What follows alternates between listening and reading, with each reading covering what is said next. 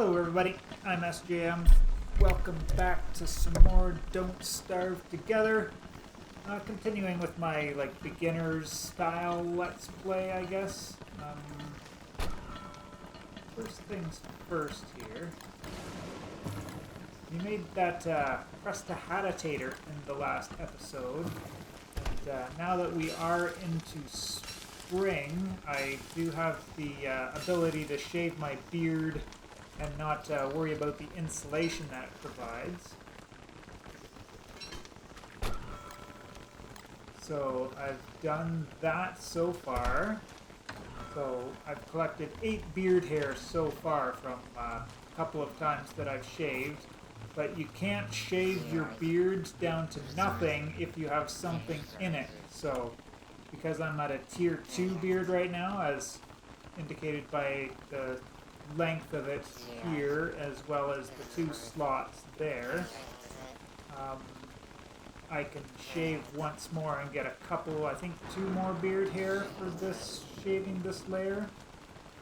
And, my base is a great big mess because everything is on the floor, which I do want to fix up at some point, but is not my main priority right now. There's my razor. Just right click on there, bang, down to the tier 1, and we get 2 more beard hair there.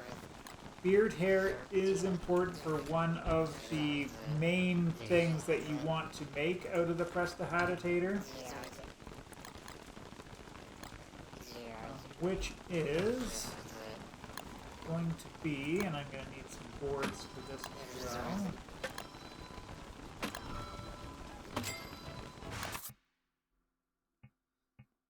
On the magic tab, we can make something called a meat effigy. Resurrect yourself via the power of meat. Oh, I thought it took to cook meat, but it looks like it takes health in Don't Starve Together. In regular Don't Starve, the meat effigy is made with 4 boards, 4 beard hair, and 4 cooked meat, but apparently not in DST. It takes 40 health instead.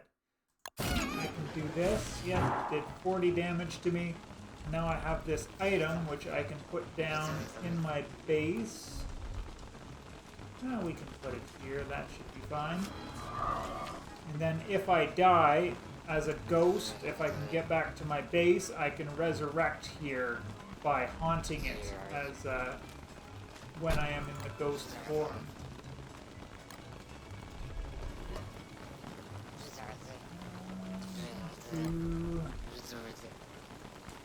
One more egg here. And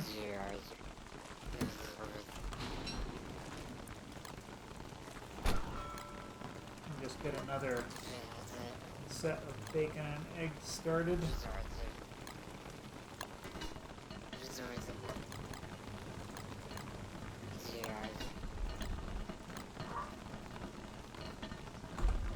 But anyway, as my cat was being a little bit lonely there. If you are not Wilson, getting access to beard hair is quite a bit harder.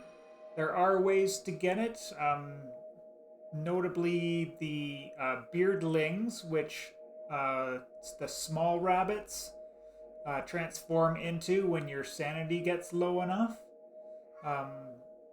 The bunnymen down in the caves will become,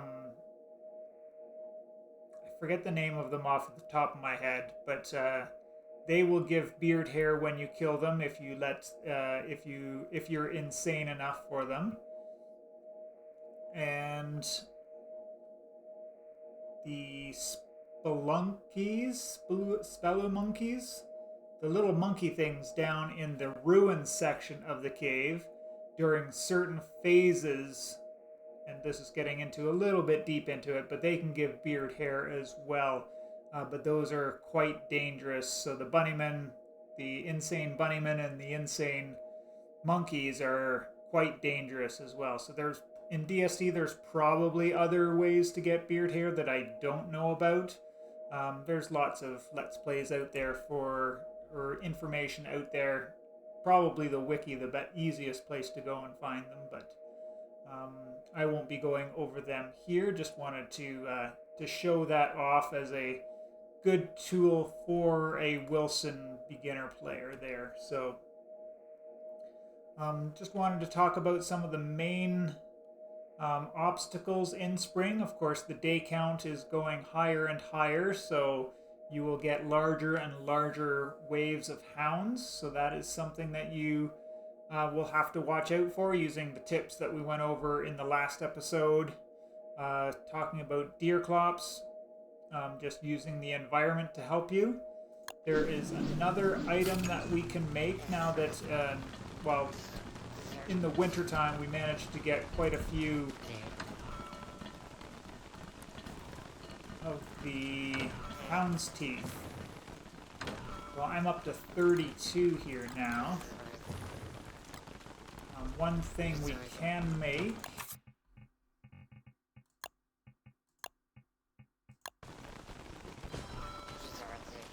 is a tooth trap. So a tooth trap, let's get this on a pause so I can talk about this.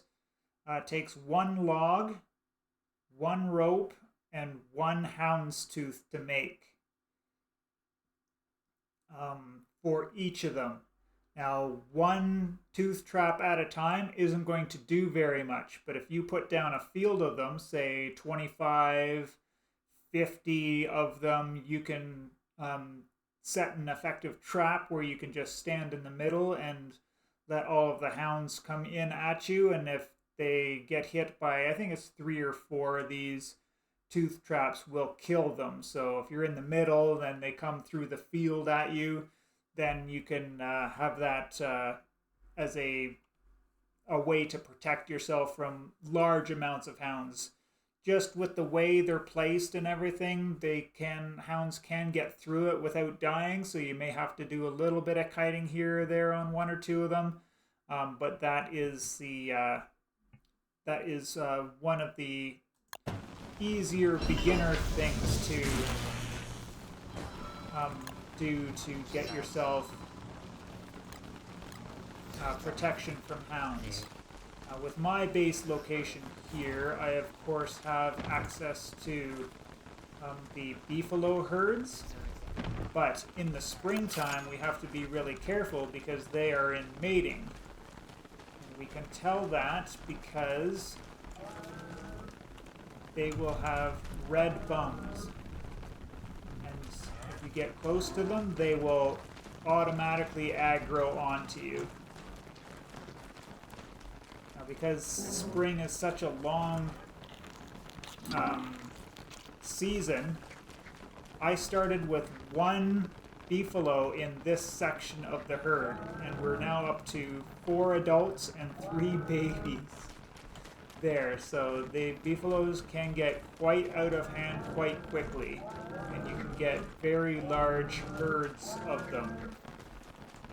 So at some point we will need to cull them down, and we can do that with giants as well. So we can use deer clops to kill off a bunch of the beefalos. We can use Berger, which will come in the next season, in the autumn. The autumn season, he will come and visit.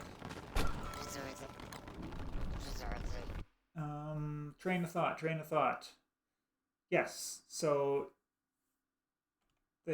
that's another one of the harder things about spring is that beefalos, you can't go and shave them. You can if you were lucky enough to get a beefalo horn. So what had happened down here is one of these adult beefalos got attacked by a bee out of the beehives. In the springtime, the bees that come out of the beehives will be red in color, and similar to the beefalos, they will aggro onto anything. So the beefalo had wandered down this way. I think he chased me down the path, and down here one of the bees happened to see him. They attacked the beefalo, and the beefalo attacked back, and then all of the bees came out of there, so he had 6 bees on him, and eventually killed him, and I got really lucky, and the beefalo horn dropped. But If a beefalo dies, there's a chance to get his horn. If you get the horn, then you can make, it's actually the best insulation for the head space. So the Tam O'Shanter is a tier 2, the winter hat is a tier 2, but the beefalo hat's actually a tier 3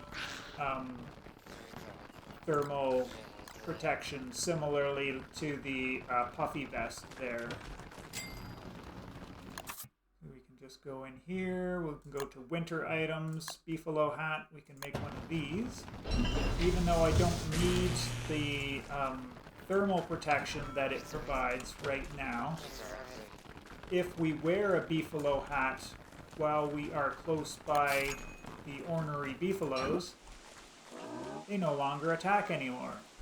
So if you need to shave them, or if you need to use them as protection from hounds, then you definitely want to have that item there so that you can be close to them and not get completely run over by them.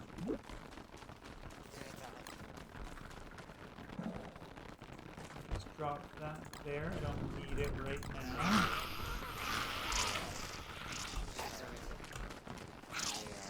Spiders, spiders, spiders. The other neat thing about the walking cane is it can be used as a weapon. It doesn't have any durability to worry about. It just does very little damage. So you can see there, each spider is taking 6 hits to kill, so that's not, completely ideal if you're fighting a lot of them, but I'm carefully, doing this one at a time. With them coming at me, it's not a big problem because we can stun lock them, as I explained earlier in the series.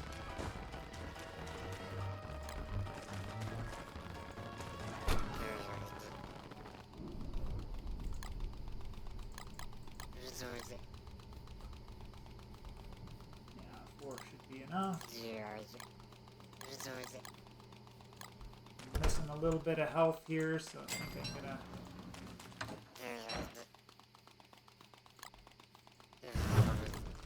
light up a fire.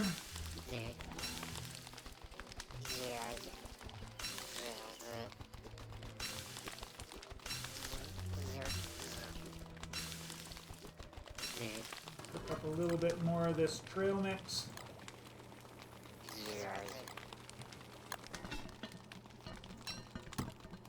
I didn't want to open that, I wanted to open that. Put that in there, put that in there.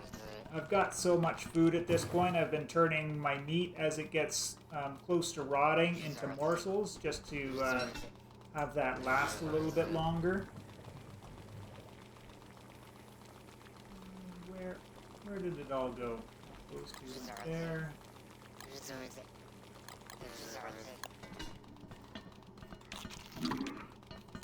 This I meant to put in here. That's why I had that open.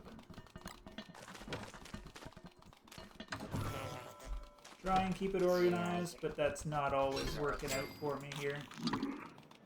Some of the other, one of the other main difficult parts of the spring is if you have been relying on bunnies,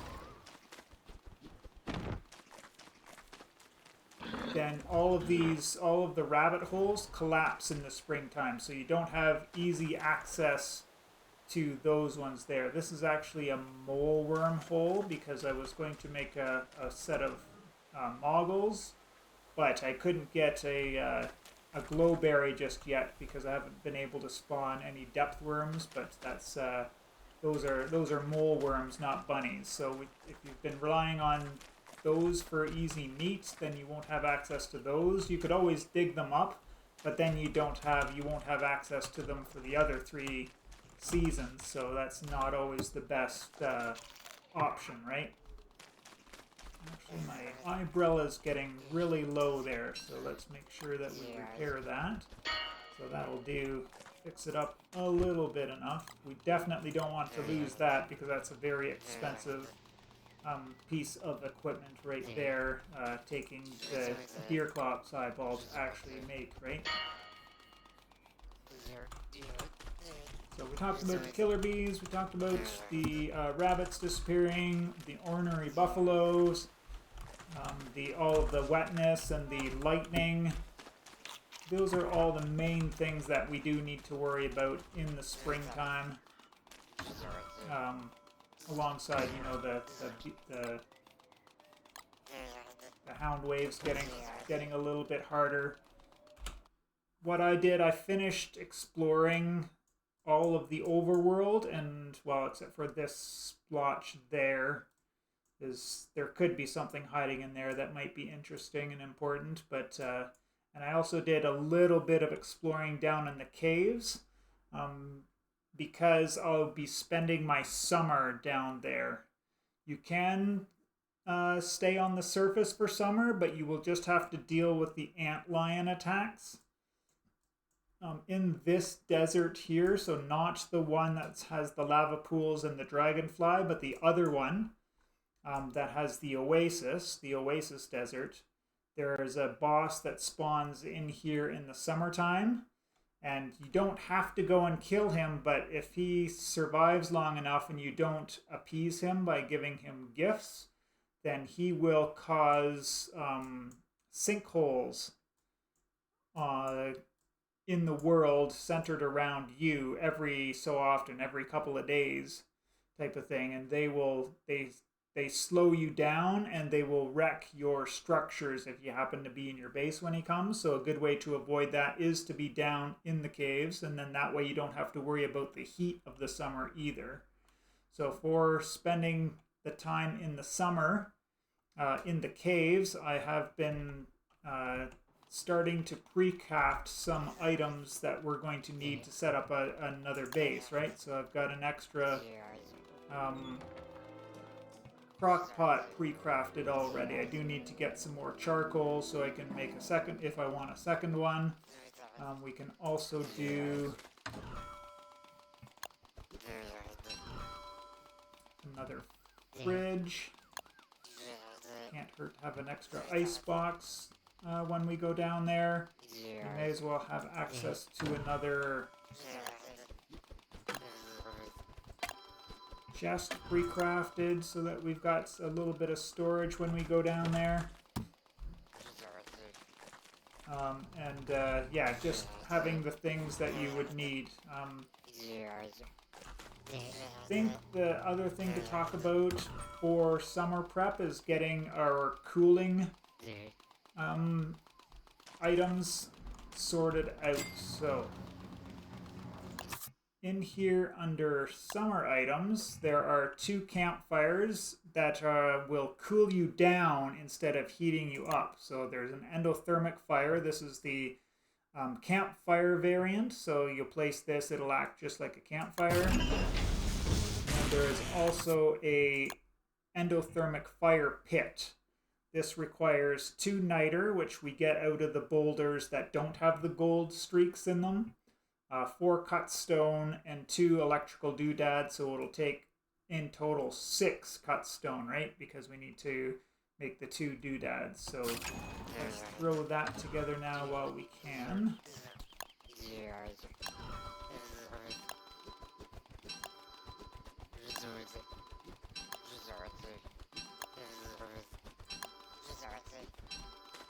Just like that. And I've got the niter on me already, so I can pre-craft this as well. And I've gained back a whole bunch of the sanity that I was missing at the beginning of the episode here now, because haven't been, when it's raining a lot, I have to wear my umbrella instead of my tam o' shanter, so generally we lose a whole bunch of sanity during the months where we need to wear the different headgear.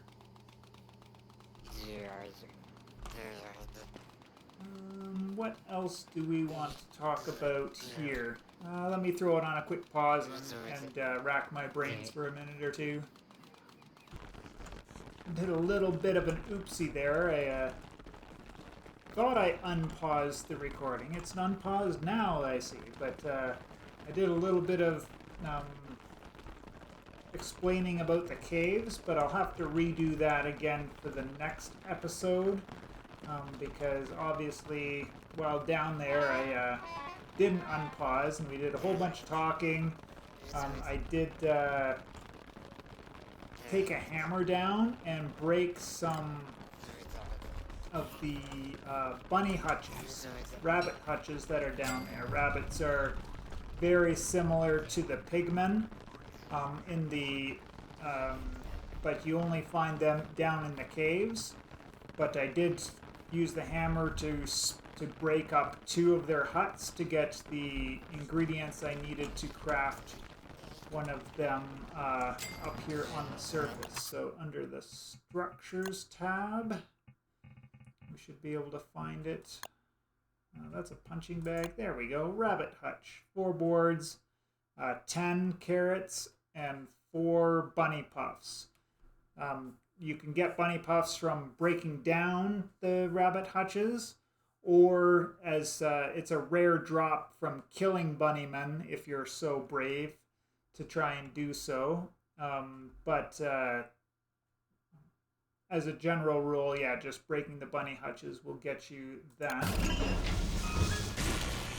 And what I do like, or one of the best things to do with a bunny hutch, you can put them down like next to a spider den, and then the rabbits will fight the spiders, because rabbits stay inside their homes during the daytime, but they will come out for the evening and the nighttime, so they're ideal for planting in conjunction with spiders to farm silk, spider glands, and the meat, monster meat. But the other thing you can do is, because in the evening time the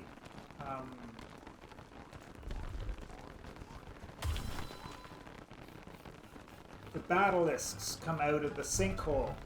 So if you have a rabbit hutch around there, then they can attack the basilisks, because the bunnymen will automatically aggro onto evil things. Which, by the way, if you happen to have meat on you when you're close by them, then they will aggro onto you, seeing you as evil if you have meat on you in your inventory. But for some reason it doesn't work in the beard. So I can have my, even though bacon and eggs is technically a meat item, I can have this and be close to the bunnyman and not actually aggro him.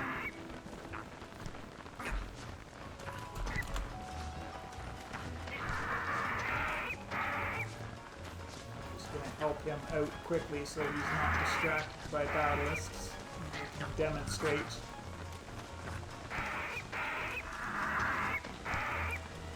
Now we don't get it's not as good of a farm with the basilisks, because basilisks mostly just drop guano, and sometimes they'll drop batlings. But there you can see how having the meat in my inventory got him aggroed onto me. But in my beard, it doesn't count for whatever reason. I don't know if there's lore behind that in the Don't Starve universe or not, but just wanted to point that out to y'all, because I didn't know it until I actually experimented with it. I guess the last thing to talk about for winter prep is, if you did want to stay on the surface during the summer prep, sorry. If you wanted to stay on the surface during the summer, you are going to need a few things. Notably, we already talked about the summer fires to help keep you cool.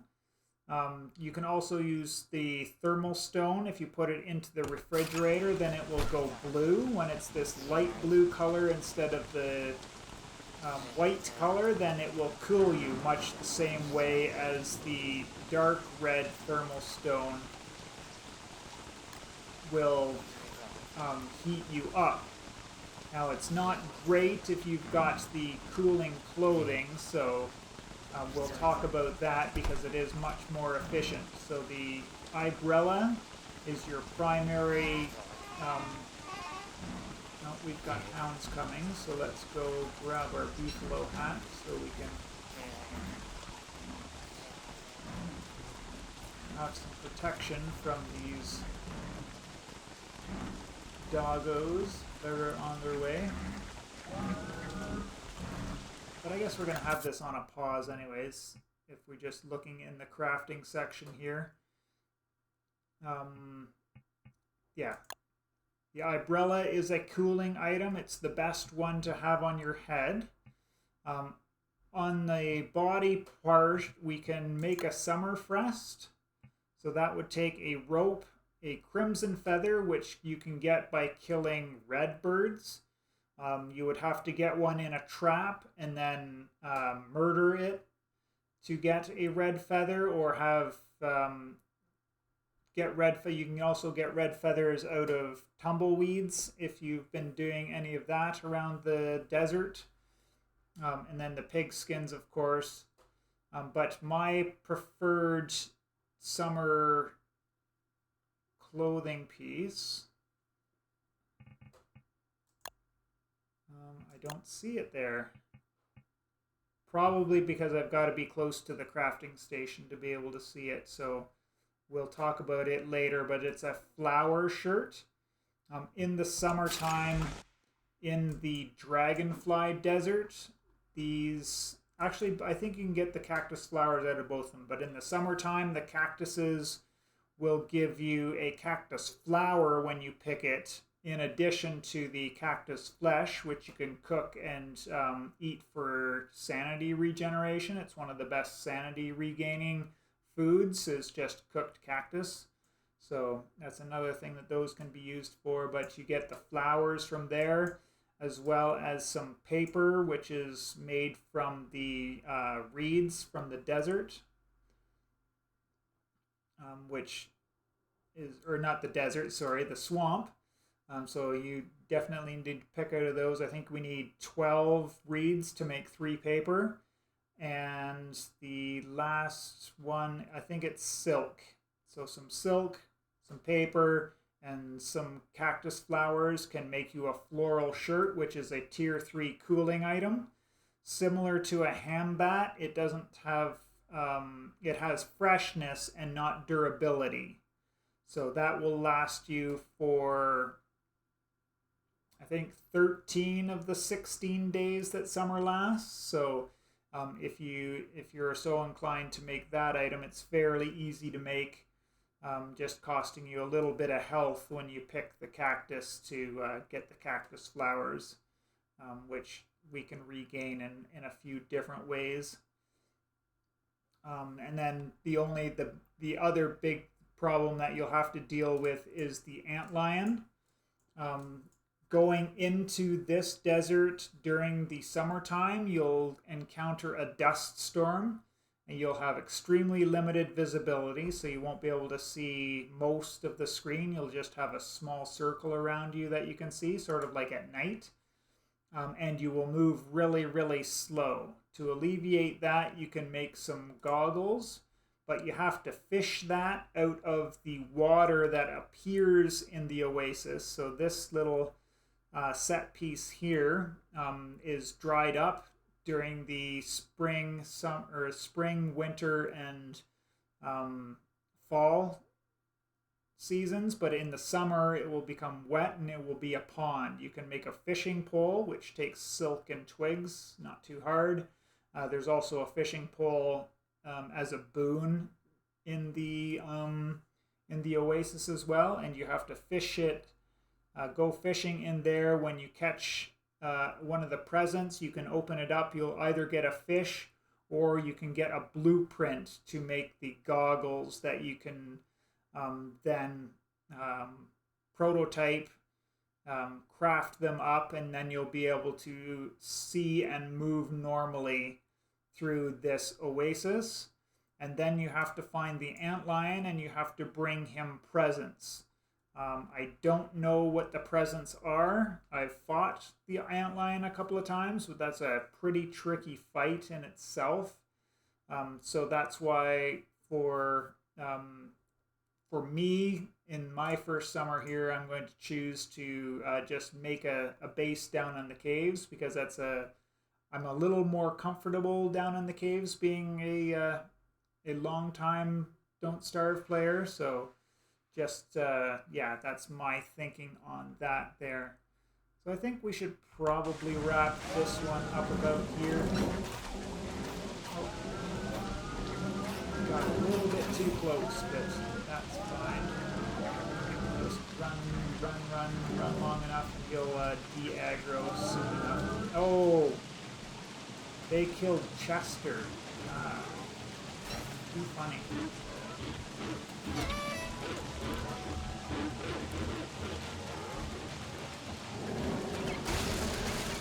Oh, they're running straight into him.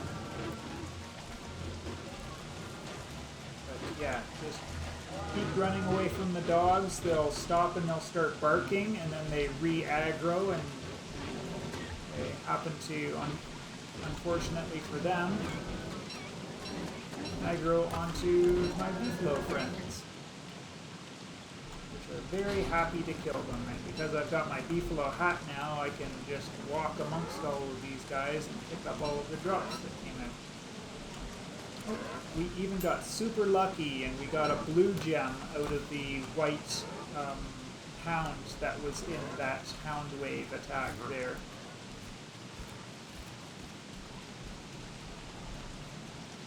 And 4 more hound's teeth added to our collection, so we can expand on our tooth trap field if we're so inclined to do so as well.